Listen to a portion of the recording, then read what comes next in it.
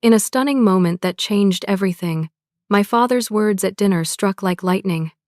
"Congrats, son. Here's your car," he said to my brother with a smile, before turning to me with cold eyes. "Rent's due, $900 by Sunday. You're an adult now." When I questioned the double standard, Dad delivered the knockout blow, because he's worth it. That night, I packed silently and left only a note on the fridge. What happened next shocked our entire family and revealed truths no one was prepared to face. Growing up, Jackson and I were close. I'm Dorothy, 23 years old now, and he's my 18-year-old brother. We used to build forts in the living room, ride bikes around the neighborhood, and share secrets about schoolyard crushes. That closeness began fading when Jackson entered high school. Suddenly, my parents, Frank and Linda, started treating him differently, better, special. I remember the first time I noticed it clearly. Jackson failed his algebra midterm, and instead of consequences, Dad took him to a baseball game to cheer him up. When I failed a chemistry test in my sophomore year, I was grounded for 2 weeks. "You need to learn responsibility," they said then. I've been working as a medical billing specialist at St. Mary's Hospital for the past 2 years, while taking night courses toward my nursing degree. Living at home was supposed to be temporary, a way to save money while I built my career. My parents agreed it made financial sense, asking only for small contributions to household expenses. $300 monthly seemed fair, considering what apartment rent would cost. My schedule was grueling but purposeful. I wore my only cocktail dress, a navy blue number I'd bought on clearance last year. Mom looked elegant in her floral dress, and Dad wore his charcoal suit reserved for special occasions. Jackson arrived last, making a grand entrance in new clothes my parents had purchased for the occasion. We ordered expensive appetizers and premium steaks. The conversation revolved entirely around Jackson's achievements and future plans. Head decided to attend the local community college to figure things out, which my parents praised as strategic thinking. When dessert arrived, Dad clinked his glass for attention. His eyes glistened with emotion as he looked at Jackson. "Son, your mother and I couldn't be prouder. You've grown into an exceptional young man with unlimited potential. We wanted to give you something special to mark this milestone." Dad reached into his pocket and pulled out a small box. When he opened it, car keys gleamed under the restaurant lights. "Congratulations, Jackson. There's a brand new Ford Mustang parked outside with your name on it. You've earned it." Jackson's face lit up with shock and joy.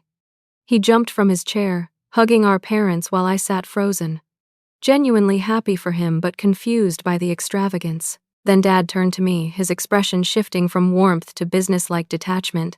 He slid an envelope across the table. "Dorothy, now that your brother is moving into the next phase of his life, we need to discuss your situation too. You're working full-time now, and it's time you contributed more substantially to the household. Inside is our new agreement. Rent will be $900 monthly, starting this Sunday. You're an adult now, and adults pay their own way." Jackson was too busy texting friends about his new car to notice the conversation that had just shattered my world. After dinner, we drove home in uncomfortable silence. I watched through the rear window as Jackson followed in his gleaming new Mustang, high beams flashing excitedly whenever he got too close. Within 20 minutes of arriving home, he had 4 friends in our driveway, admiring his graduation gift while I carried my purse and the rental agreement up to my bedroom. I sat on my bed, the same twin mattress I'd had since middle school, and methodically opened the envelope. The household contribution agreement was typed on official-looking paper. It detailed expectations beyond the $900 monthly rent, utilities contribution, purchasing my own groceries separately, and limiting use of common areas when Jackson needed them for studying purposes. The document might as well have said, "We value your brother more than you." I set it aside and lay back on my pillow, staring at the glow in the dark stars I'd placed on my ceiling when I was 12. They'd lost their luminescence years ago. Memories flooded back, each one taking on new meaning in light of tonight's events. When I was 14, I'd been accepted into a prestigious summer dance program. The tuition was $2,000, which my parents said they couldn't afford. 2 weeks later, they paid $3,000 to send Jackson to an elite football camp because it could lead to scholarship opportunities. At 18, I worked full-time at a grocery store all summer to pay for my first semester at community college. Jackson's high school activities were always fully funded. My parents would say, Dorothy is so independent and responsible, as if my self-sufficiency was a personality trait rather than a necessity they had imposed. Sleep evaded me that night. Around 2 in the morning, I heard my parents' voices drifting up from the kitchen. Quietly, I crept to the staircase to listen. "She'll adjust," Dad was saying. "Dorothy always does. She's practical." "Frank, don't you think 900 is steep? That's more than we were paying for Jackson's training. She makes good money at that hospital job. Besides, we need to start building Jackson's college fund if he transfers to state next year. Those business degrees aren't cheap." Mom sighed. "I suppose you're right, and once Dorothy gets her own place, we can convert her room into a proper study space for Jackson." "Exactly. She's 23. Most kids her age are long gone from home." Their words stung, but what hurt most was realizing they'd been planning this for some time. My eviction wasn't spontaneous, it was strategic. The next morning, I called in sick to work and waited until everyone left the house. Then I began investigating. In my parents' home office, I found a file labeled Jackson's Education. Inside was a detailed financial plan, with monthly contributions dating back 2 years. They had been saving for his college while telling me they couldn't help with mine. As I replaced the file, a box of greeting cards caught my attention. Curious, I opened it and found dozens of birthday and Christmas cards from my grandmother who had passed away 4 years ago. I opened one for my 20th birthday. "Dearest Dorothy." It read in Grandma's shaky handwriting. "Enclosed is $500 toward your education. I'm so proud of how hard you're working. All my love, Grandma." I checked every card. Each contained mentions of monetary gifts, totaling thousands of dollars I had never received. My parents had intercepted Grandma's generosity and, apparently, redirected it. Shaking with anger and betrayal, I called my best friend Allison. "I knew something was off with your family," she said after I explained everything. "Last Thanksgiving, your Uncle Roger asked me how your apartment hunting was going. When I looked confused, your mom jumped in and said you were dragging your feet about moving out despite their encouragement." "What? I never discussed moving out with them." "That's not all, Dor. Your dad told people at the church picnic that Jackson was the ambitious one while you were still finding yourself. I didn't tell you because it seemed so unlike the supportive parents you described." My stomach knotted. They've been crafting a narrative about me. After hanging up, I checked my bank account. $2,300 in savings after 2 years of careful budgeting. Barely enough for first and last month's rent somewhere affordable. Later that afternoon, while searching for a missing textbook in the kitchen, I noticed our family calendar had apartment complex names written on next Tuesday, with viewing times. They hadn't just been planning for me to move out. They'd been actively researching locations without telling me. The pieces were falling into place, forming a picture I had refused to see for years. I wasn't a daughter to them. I was a financial resource and a housekeeper whose usefulness was expiring. That night I lay awake again, hearing Jackson's Mustang roar into the driveway at 1 in the morning, followed by my father's indulgent chuckle at whatever excuse was offered for missing curfew. I realized then that leaving wasn't just an option, it was the only path to self-respect. Morning sunlight streamed through my bedroom window as I rehearsed what to say. I decided a rational, calm approach would be best. After all, I was an adult, as they kept reminding me. I could handle this maturely. I found my parents at the kitchen table, Dad reading news on his tablet, Mom making a shopping list. "Can we talk about the rental agreement?" I asked, sitting down with them. Dad barely glanced up. "There's nothing to discuss. $900 due Sunday. I'd like to understand the reasoning better. I've been paying $300 for 2 years without issue. Tripling it overnight seems arbitrary." Dad set his tablet down with an exaggerated sigh. "Life isn't fair, Dorothy. The sooner you accept that, the better. Jackson needs more support to succeed right now. You're established." "Established? I'm working full-time while studying nursing. I'm barely keeping up with student loan payments as it is." Mom touched my arm. "Honey, it almost sounds like you're jealous of your brother's achievements. You need to grow up." The condescension in her tone sparked anger. "What achievements exactly?" "I graduated with honors while working. I'm on track for a nursing degree. I've never missed a bill payment. What has Jackson achieved that warrants a $20,000 car?" "Your brother has potential," Dad said firmly. "Has considering business programs that could set him up for life. And nursing isn't valuable? He'll be saving lives while he's pushing papers. Mom shook her head. Nursing is fine, dear. A good backup career. But Jackson could be a CEO someday. Before I could respond, Jackson wandered into the kitchen, still in pajamas despite it being nearly noon. What's all the serious talk about? He asked, opening the refrigerator. Your sister is unhappy about her new rental agreement, Dad explained. Jackson grabbed orange juice, drinking straight from the container. Maybe if you worked harder you could afford nice things too. The casual cruelty of his comment, delivered without even looking at me, revealed how deeply the family's attitude had affected him. I work 40 hours weekly at the hospital and take 15 credits of coursework, I replied evenly. How many hours are you working this summer, Jackson? I'm focusing on my education. He smirked. Investments in myself. Dad nodded approvingly. Exactly right, son. Later that day, while searching for my birth certificate for apartment applications, I found a folder containing loan documents. My parents had co-signed for Jackson's potential university expenses, a courtesy they had flatly refused when I asked 2 years earlier for help with nursing prerequisites. We can't risk our credit on education loans, they had told me then. What if something happens and you can't pay? That evening, relatives came over for an impromptu celebration of Jackson's graduation. Uncle Roger admired the Mustang, whistling appreciatively. Sweet ride, Jackson. Must have cost a pretty penny. Only the best for our graduate, Dad beamed. Aunt Paula turned to me. Dorothy, when are you getting your own place? Surely you want your independence at your age. Before I could answer, Uncle Tom chimed in. Some kids just have more drive than others. Jackson here knows what he wants. I realized then that my parents' narrative about me had spread throughout the extended family. I was the underachiever, the disappointment, the one lacking ambition despite all evidence to the contrary. After the guests left, I found an old family photo album in the living room. Flipping through it, I discovered pictures from a weekend trip to the lake house 3 years ago, a trip I hadn't been invited to because someone needed to feed the dog. The photos showed my parents and Jackson fishing, hiking, and roasting marshmallows, all smiling without me. That night, I couldn't sleep again. Around midnight, I heard my parents in the kitchen. $900 a month from Dorothy will cover most of Jackson's textbooks and meal plan, Dad was saying. If we tighten our budget elsewhere, we can handle the dormitory fees without touching our vacation fund. Mom murmured agreement, and I pressed my pillow against my ears, not wanting to hear any more.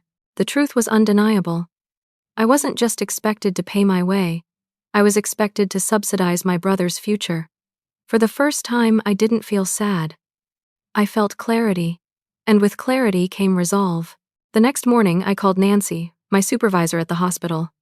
Any chance you need extra coverage this weekend? I asked, trying to sound casual. Actually, Melissa just requested Friday and Saturday off. You'd be saving me. Everything okay? You sound stressed. Just need some extra cash, I replied. Moving expenses. Moving? You found a place. Working on it. Things at home are complicated. Nancy paused. I've been there. Tell you what, I can add you to next week's schedule too if you want. Overtime pay might help. I accepted gratefully. Every dollar would count in the coming weeks. During my lunch break, I texted Taylor, a former classmate from my anatomy course, who had mentioned needing a roommate after her previous one moved out unexpectedly. Still looking for someone to share that 2-bedroom near campus, I wrote. Her response came quickly. Yes, please tell me you're interested. Rent's $750 each, utilities included, not fancy but clean. $750 monthly was still tight with my other expenses, but it was better than $900 in a house where I wasn't valued. We arranged to meet after my shift. The apartment was small, with dated cabinets and carpet that had seen better days, but it was clean and only 10 minutes from both the hospital and campus. Taylor showed me around enthusiastically. Bathrooms shared, but I'm neat. Laundry in the basement. Oh, and no weird lease restrictions about guests or quiet hours. I signed the application that afternoon, using my hospital employment as income verification.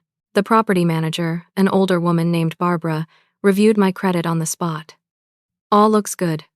First month and security deposit due at signing, which would be $1,500 total. Can you manage that by next week? My savings would nearly be wiped out, but I nodded confidently. Absolutely. That evening, I made a detailed inventory of my possessions, separating essentials from things I could leave behind. Clothes, medical textbooks, laptop, and personal mementos would come. Furniture and bulkier items would have to stay. The following day after work, I visited my grandmother's grave with fresh flowers. The cemetery was quiet, just a gentle breeze rustling through nearby trees. "I found out what happened to your gifts, Grandma," I said softly, arranging daisies in the small vase by her headstone. "I wish you were here to talk to. You always saw me clearly." Grandmother Joan had been my strongest advocate. She noticed my academic achievements, encouraged my interest in medicine, and treated me with consistent respect. After her death from heart failure 4 years ago, it felt increasingly invisible in my own family. "I'm making a change," I told her grave. "I think you'd approve." On the way home, I stopped at the bank and withdrew $500 from the joint account my parents had established when I was 16. They still had access, though they rarely monitored it. I transferred the remainder to my personal account they couldn't access. When I arrived home, Jackson confronted me in the hallway. "You've been weird lately," he said, blocking my path. "All quiet and secretive, just busy with work and school," I replied, trying to step around him. "Mom thinks you're jealous of my car," he continued, clearly enjoying the thought. "Says you've been sulking." I looked at my brother. Really looked at him. His expression held something new, contempt. Somehow, Head absorbed our parents' dismissive attitude and amplified it. The sweet boy who once made me friendship bracelets had become someone who took pleasure in my diminishment. "I'm not jealous, Jackson. I'm disappointed. In all of you." His face reddened. "Whatever. Dad says we're having a family dinner Sunday to discuss your attitude problem." After he stomped off to his room, I went to mine and closed the door. A family dinner to discuss my attitude problem was clearly code for pressuring me to sign the rental agreement without further complaint. Later that evening, while everyone was watching a movie downstairs, I slipped into the home office again. This time, I searched more deliberately through my father's filing cabinet. In a folder marked Household Finances, I found bank statements showing monthly transfers from a Dorothy housing category directly into Jackson College Fund.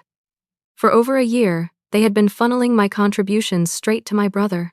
I photographed the statements with my phone as evidence, though I wasn't sure why. Perhaps I needed proof for myself that I wasn't imagining things. In my bedroom, I found old journals from high school and early college.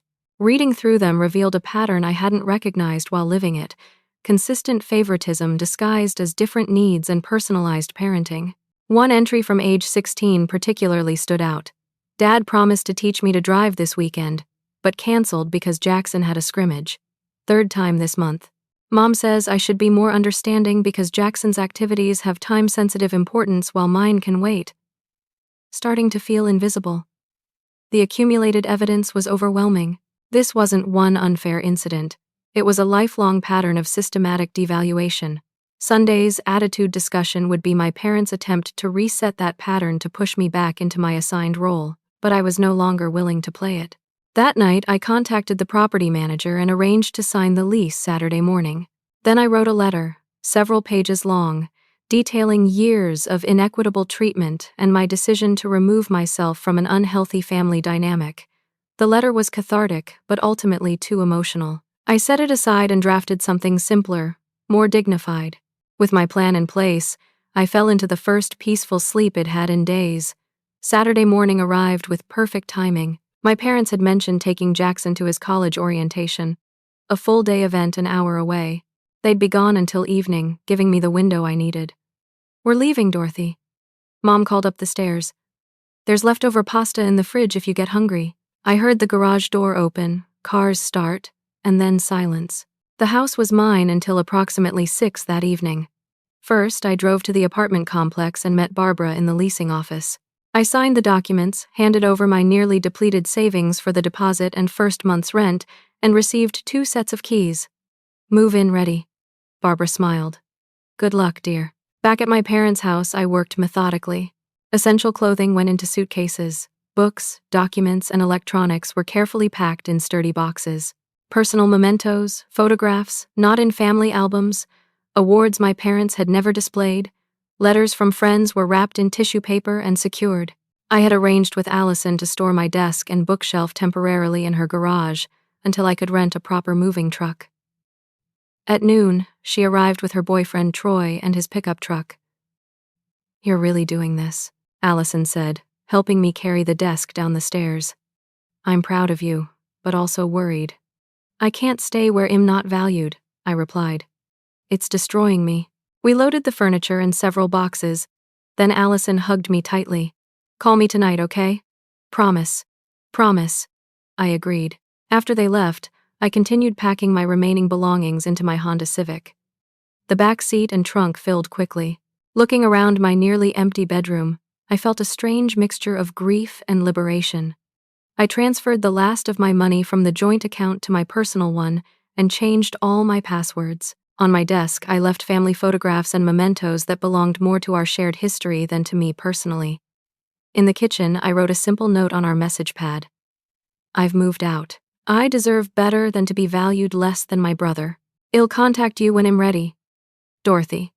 I placed it on the refrigerator, secured with a magnet shaped like a nurse's cap that I'd bought myself after completing my first clinical rotation. The symbolism felt appropriate. Upstairs, I entered my parents' bedroom and placed my grandmother's photograph face down on their dresser with a second note. "I found Grandma's cards. I know about the money meant for me. This just confirms what I've always felt." My hands were shaking as I carried the last box to my car. The reality of what I was doing, leaving my family home without notice, hit me suddenly. Was I overreacting? Would reasonable communication fix things? Then I remembered my father's words, "because he's worth it." No, this wasn't an overreaction. It was long overdue self-preservation. As I closed my trunk, a voice called from next door. "Dorothy? Are you moving out, dear?" Mrs. Patterson, our 72-year-old neighbor, stood at her fence line, concern etched on her kind face. She had lived beside us for 15 years and often brought over homemade bread or jam. "Yes, Mrs. Patterson, it's time." She studied my face carefully, then nodded. "Wait here a moment, would you? I have something for you." Curious, I waited as she disappeared into her house, returning moments later with an envelope. "Your grandmother asked me to give this to you when you graduated," she explained, handing it to me. "But your parents told me they would handle it." Later, I had my doubts. "I've seen how things are in your home, Dorothy. I've watched you work twice as hard for half the recognition." Inside the envelope was $5,000 cash and a note in my grandmother's handwriting. "For my brilliant Dorothy, to help start your independent life. Your strength inspires me. Love always, Grandma." Tears spilled down my cheeks. "They told you they'd give this to me." Mrs. Patterson nodded sadly. "They said you weren't responsible enough yet. I should have trusted my instincts and given it directly to you. I'm sorry." I hugged her tightly. "Thank you for keeping this safe. It means more than you know." With this unexpected windfall, my immediate financial concerns eased significantly. I could afford basic furniture and a small emergency fund. "You take care of yourself," Mrs. Patterson said. "And remember, my door is always open if you need anything." I drove away from my childhood home feeling both heavier and lighter. My phone began buzzing with texts from my mother around 4:30. They must have returned early. "Where are you? Why is your room empty? Call immediately." Then my father. "What is the meaning of this note? Call home now." Jackson. WTF. Dorothy, Mom is freaking out. By 6 o'clock, I had 17 missed calls and 32 text messages. I turned off my phone entirely while Taylor helped me bring my belongings into our apartment. "Welcome home," she said, handing me a glass of cheap wine after we'd arranged my bed in the second bedroom. To new beginnings. I slept on a mattress on the floor that night, surrounded by unpacked boxes, and experienced the most peaceful rest I'd had in years. For the first time, the space around me was truly mine. The first week in my new apartment passed in a blur of adjustment and emotion. I turned my phone on briefly each evening to check for important messages from work, filtering through dozens of texts and voicemails from my family. Mom's messages evolved from confused, "Where are you? Please come home," to guilt-inducing, "I can't stop crying. How could you do this to us?" Dad's ranged from commanding, "This childish behavior stops now. Return home immediately," to begrudgingly conciliatory, "We can discuss a more reasonable rent arrangement." Jackson's were the most revealing. Initially angry, "Thanks for ruining my orientation weekend," they gradually shifted toward bewilderment, "Who's going to do the laundry and cooking?" And finally, unexpected vulnerability. The house feels weird without you. I maintained my silence, focusing instead on establishing my new routine. The hospital granted my request for additional shifts, impressed by my commitment. 2 weeks after moving out, I was called into Nancy's office. "Dorothy, the department head noticed your exceptional work covering extra shifts," she said. "We have a coordinator position opening next month. Would you be interested in applying? The role would mean a $4 hourly raise and regular daytime hours that would better accommodate my nursing classes." I submitted my application that afternoon. 3 weeks into my silence, Allison reported that my family was unraveling. "Your mom called my mom crying. She told me over coffee at a cafe near my new place. Apparently, Jackson attempted to do laundry and turned your dad's white shirts pink. Your dad and Jackson are arguing constantly about household responsibilities, and your mom is stuck mediating." Part of me felt vindicated. They were finally experiencing the value of the invisible work I had been doing for years. Another part felt sad for my mother, who was bearing the brunt of the domestic chaos. "Your cousin Megan mentioned that your parents are fighting too," Allison continued. "Your mom finally confronted your dad about how he treated you. Especially that 'worth it' comment. It started a whole thing about parenting differences they've apparently been avoiding for years." Despite my resolution to remain detached, I couldn't help feeling a complex mixture of satisfaction and concern. I hadn't wanted to destroy my family. I had simply refused to accept my designated role within it any longer. 4 weeks after leaving, I received an unexpected visitor at the hospital. Aunt Sarah, my mother's older sister, approached me in the cafeteria during my lunch break. "Dorothy," she said hesitantly, "do you have a minute?" Aunt Sarah had always been kind but distant, living in Colorado and rarely attending family gatherings. I hadn't seen her in nearly 3 years. "I'm visiting your parents," she explained as we sat with our coffee. "When they told me what happened, I knew I needed to see you." I braced myself for recrimination, but her next words surprised me. "I left home at 19 for very similar reasons," she said quietly. "Your grandfather favored your mother in ways that were impossible to ignore.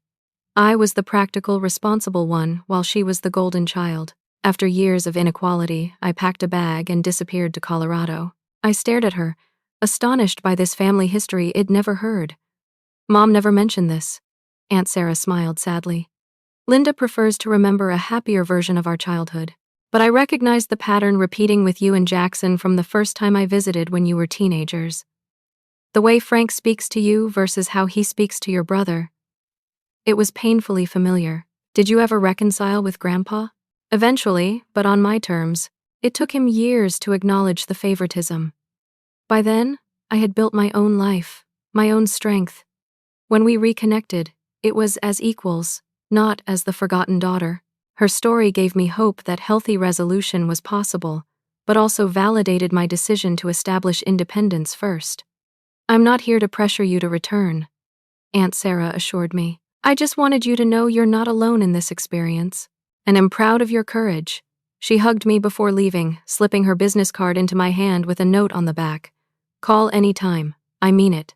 That afternoon, I received an email notifying me that my application for nursing school financial aid had been approved. With my new coordinator position and the aid package, I could attend the full-time program starting in January without crippling debt. The following weekend, an unexpected email arrived from an unfamiliar address. Dr.Lowenstein@familytherapy.net. "Dear Dorothy," it read. "My name is Dr. Rebecca Lowenstein. Your mother, Linda, has begun seeing me for family therapy sessions. She has shared some of the recent events in your family and has requested that I reach out to you. While I understand you may not be ready for direct communication with your parents, I would like to offer a mediated conversation in a therapeutic environment when and if you feel prepared for that step. Please know this is entirely your decision, and there is no pressure to respond immediately." The email represented the first acknowledgement from my family that professional help might be needed. It was, in its way, a small victory recognition that what had happened wasn't simply my attitude problem, but something requiring serious attention. Later that week, my mother attempted direct contact again, this time with a different tone. "Dorothy," her text read. "I'm seeing Dr. Lowenstein now. I realize we've hurt you deeply. I'm not asking you to come home or forgive us immediately. I just want you to know I'm trying to understand. I miss you.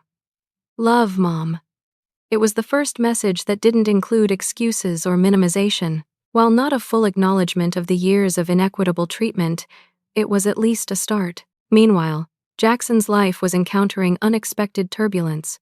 According to Allison's intelligence network, he had crashed his Mustang into a mailbox while showing off for friends. Though no one was hurt, the repair costs were substantial, and his insurance premiums skyrocketed.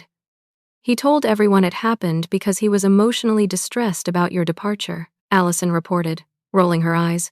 Your dad apparently didn't buy it and made him get a part-time job to cover the deductible. The irony wasn't lost on me. Jackson was finally experiencing the real-world consequences I had been navigating for years. 3 months after my departure, a formal letter arrived from Dr. Lowenstein, requesting a family therapy session. Your parents and brother have been attending sessions regularly, she wrote. They have expressed a desire to address the long-standing patterns of favoritism and inequality that led to your departure. While they have made initial progress in recognizing these dynamics, a session including you would be valuable if you feel ready for such a step. I sat with the invitation for several days, discussing it with both Allison and Aunt Sarah. Eventually, I decided that facing my family in a controlled environment with professional mediation was a necessary step in my own healing process. I'll attend one session. I wrote back, but I need clear boundaries established. This isn't about my return to the household. It's about acknowledgement and understanding. Dr. Lowenstein responded with proposed ground rules that respected my position, and we scheduled a session for the following week. As the appointment approached, I felt a mixture of anxiety and determination. This would be the first time I would face my family since walking away, and I was committed to standing firm in my truth regardless of their reaction. Dr. Lowenstein's office featured soft lighting, comfortable seating arranged in a circle, and a decidedly neutral color palette. I arrived 15 minutes early to center myself before my family appeared. Dorothy, Dr. Lowenstein greeted me warmly. Thank you for coming.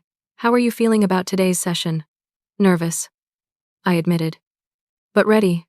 You set the boundaries here, she reminded me. We can pause or end the session at any point if you feel uncomfortable. My family entered together, their expressions a mixture of anxiety and relief at seeing me. Mom took a half step forward as if to hug me, then restrained herself, respecting the physical distance I had established in my pre-session requests. Hello, I said simply. We took our seats, the tension palpable. Dr. Lowenstein began by establishing ground rules. One person speaking at a time, no interruptions, focus on feelings rather than accusations, and commitment to hearing each person's perspective without immediate defense. Dorothy, she said, since you're the one who created physical distance for self-protection, would you be comfortable starting by sharing what led to that decision? Taking a deep breath, I articulated years of accumulated inequity, the financial disparities, the different standards, the household labor expectations, the consistent message that Jackson's potential mattered more than my achievements. The graduation dinner was simply the breaking point, I concluded. When Dad said Jackson was worth it and I wasn't, he verbalized what your actions had been communicating for years. Dad shifted uncomfortably. I didn't say you weren't worth it, you implied it clearly. I responded evenly. And when asked directly why Jackson received rewards while I received bills, your exact words were, because he's worth it. Dr. Lowenstein turned to my father. Frank, can you share your reaction to hearing Dorothy's perception of that moment? Dad's face reddened. I never meant to suggest Dorothy wasn't valuable. I was trying to explain that Jackson needed extra support and encouragement, and I didn't. I asked quietly. You've always been so capable, so independent, he replied. Jackson struggles more. He needs more guidance. Frank, Dr. Lowenstein interjected gently. What I'm hearing is that you gave more to the child you perceived as less capable, while expecting more from the child you saw as more competent. How do you think that affected Dorothy's sense of being valued? Dad fell silent, considering. For perhaps the first time, I watched him genuinely confront the impact of his different treatment.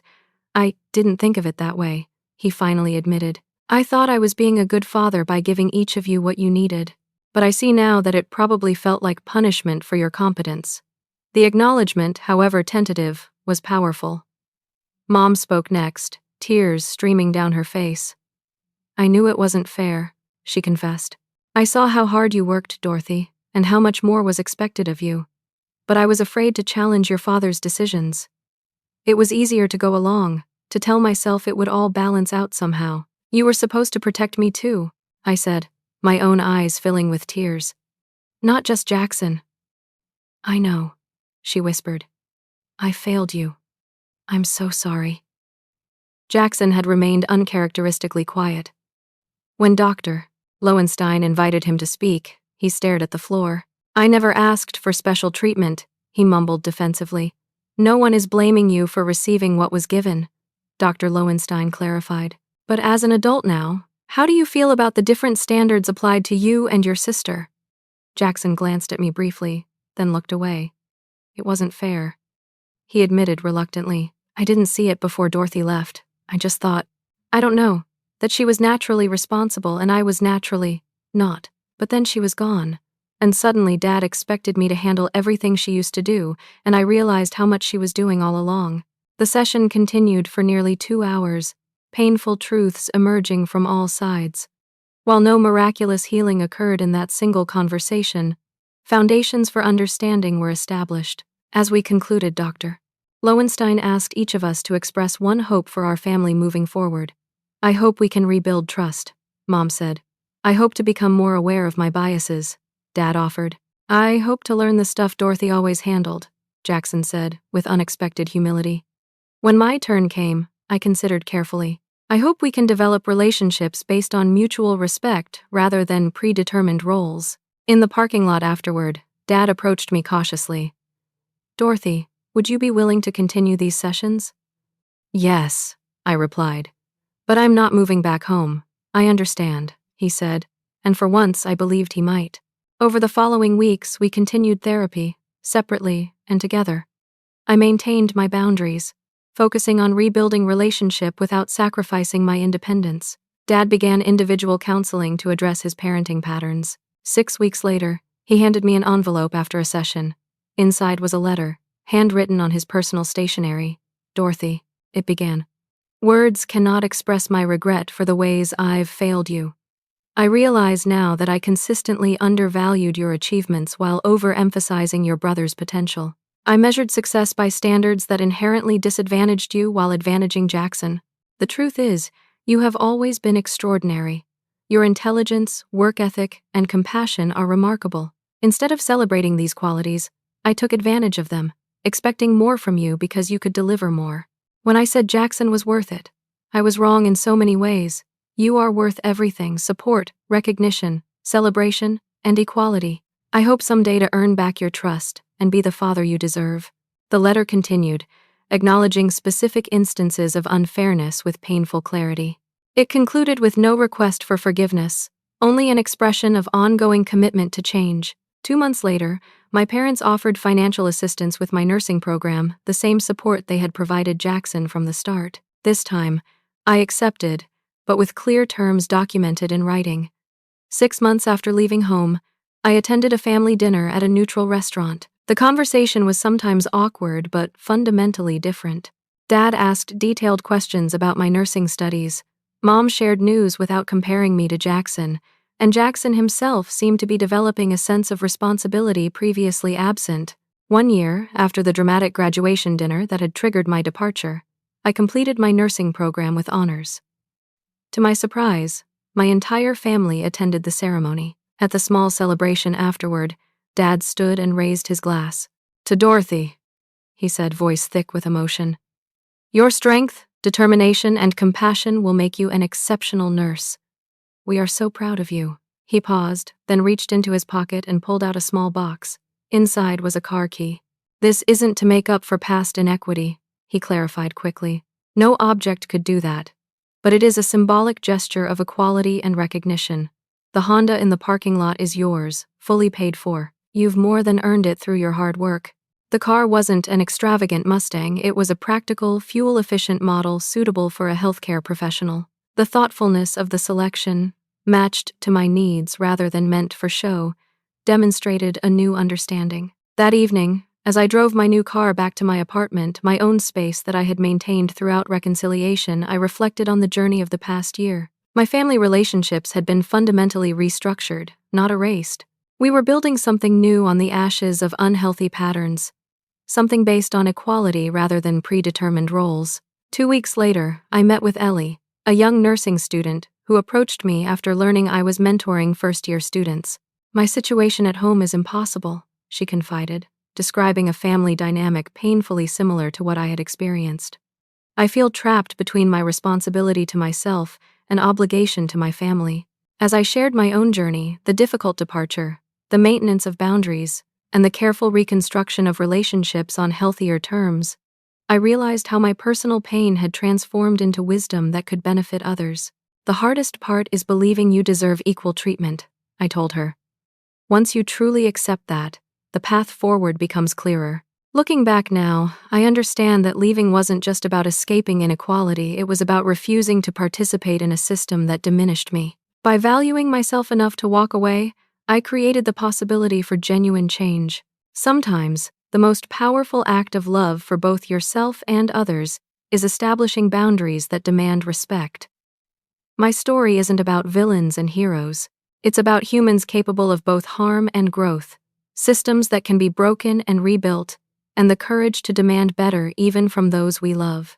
In the end, standing up for my worth transformed not just my life, but my entire family's understanding of fairness, respect, and love.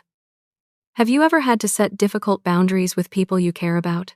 I'd love to hear about your experiences in the comments below. Sometimes the hardest decisions lead to the most necessary growth. If this story resonated with you, please like and subscribe to hear more journeys of resilience and transformation. Don't forget to share with someone who might need to hear that valuing yourself isn't selfish, it's essential. Thank you for listening to my story, and I wish you the courage to honor your worth in every relationship.